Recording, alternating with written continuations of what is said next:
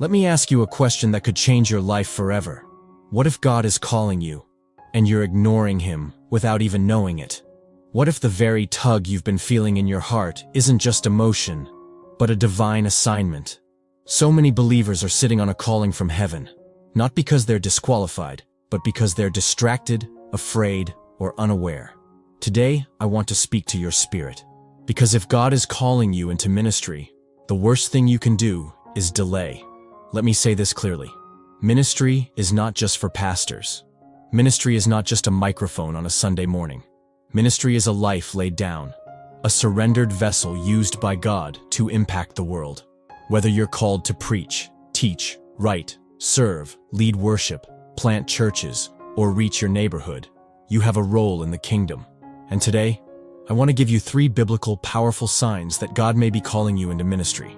These signs aren't always loud. They're not always dramatic. But if you've experienced them, you need to pay attention. Let's go deep. Sign number 1, a holy restlessness. You can't explain it. Starts quietly. At first, you think it's just dissatisfaction. You're doing what you've always done, but something in your soul says, there has to be more than this. You go to work. You go to church. But it feels like something is missing, like your spirit is itching to move, to grow, to be poured out. That's not frustration. That's not boredom. That's divine discontent.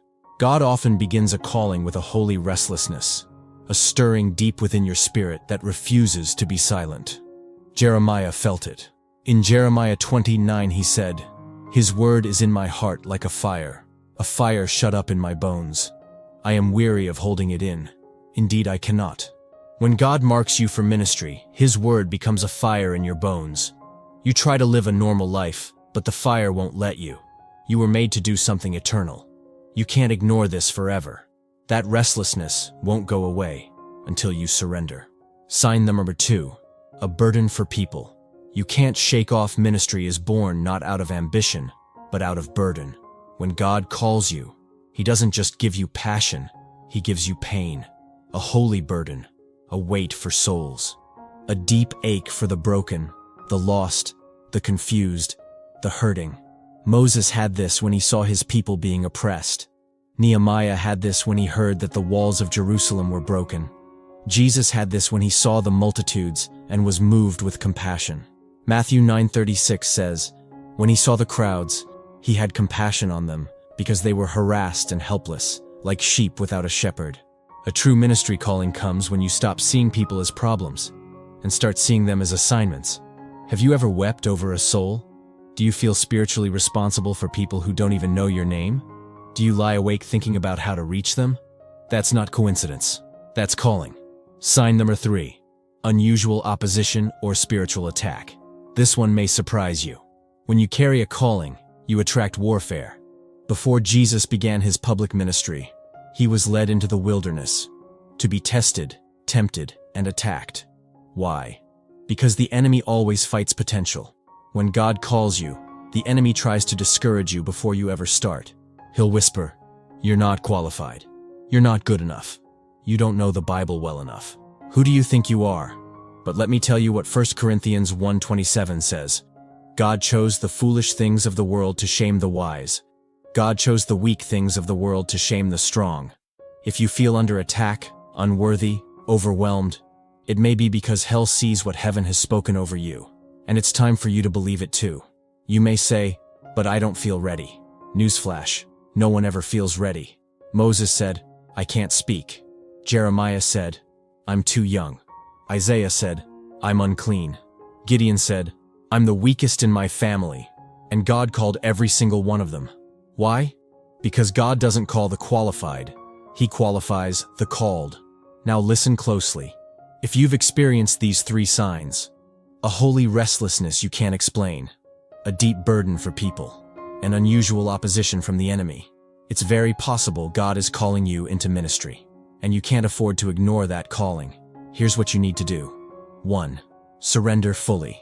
Stop waiting to feel ready. God is not looking for perfection. He's looking for yes. Isaiah 6:8. "Here I am. Send me." That's all He needs. 2.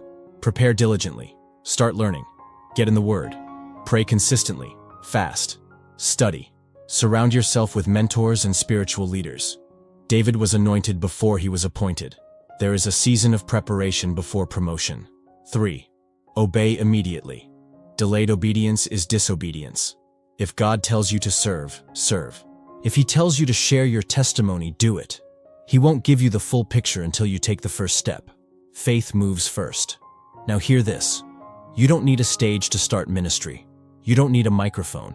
You don't need a platform. You need obedience. Ministry starts where you are, with what you have. Jesus didn't say, go build a church. He said, go and make disciples. That begins at your job, your school, your home, your social media, your neighborhood. Your calling may not look like someone else's, but if the Holy Spirit is stirring your heart, you already know this message is for you. You've been running long enough. You've been waiting for permission, but God already gave it. You've been asking for a sign. This is your sign. The kingdom is waiting. Souls are waiting. And God is calling. Will you answer? You may feel inadequate, but God says, my grace is sufficient. You may feel unprepared, but God says, I will be with your mouth and teach you what to say. You may feel unseen, but God sees you, and He called you by name before you were born. Jeremiah 1:5. Before I formed you in the womb, I knew you. Before you were born, I set you apart. You are not random. You are not disqualified. You are chosen. Chosen for a purpose. Chosen for impact. Chosen to carry the gospel to your generation. So rise up. Answer the call. Say, yes, Lord, here I am. Because when you surrender to God's call, He will do more with your life than you could ever imagine. The world needs your obedience. Heaven is cheering you on, and God is waiting on your response. Say yes. Now is your time. If something in this message hit your spirit, don't ignore it. Subscribe now and turn on the bell so you never miss a word that confirms what God is doing in your life. Drop a comment below. Do you feel called into ministry? What's the biggest thing holding you back? Let's encourage each other. I'd love to hear your story and pray with you. If this video helped you, like it. It helps YouTube spread the message to more people who need this word today. And don't stop here. Watch this next. 7. Open doors to demonic attack and how to close them. Because once you say yes to the call, the enemy often tries to fight back. Be prepared. Remember, God doesn't call the perfect. He calls the willing. So if you're willing, your time is now.